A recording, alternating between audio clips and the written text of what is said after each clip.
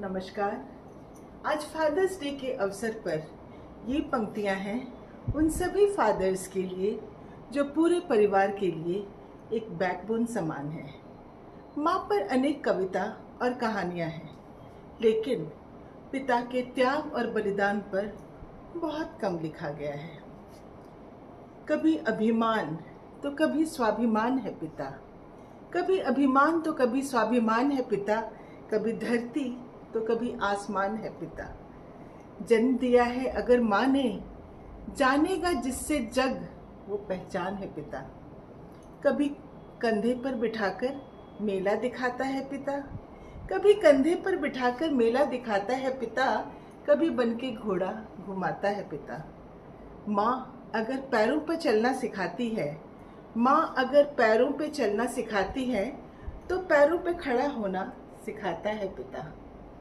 कभी रोटी तो कभी पानी है पिता, कभी रोटी तो कभी पानी है पिता, कभी बुढ़ापा तो कभी जवानी है पिता।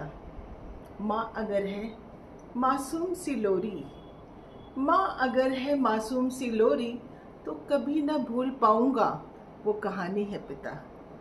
कभी हंसी तो कभी अनुशासन है पिता, कभी हंसी तो कभी अनुशासन है पिता, कभी मौन तो कभी भाषण है पिता।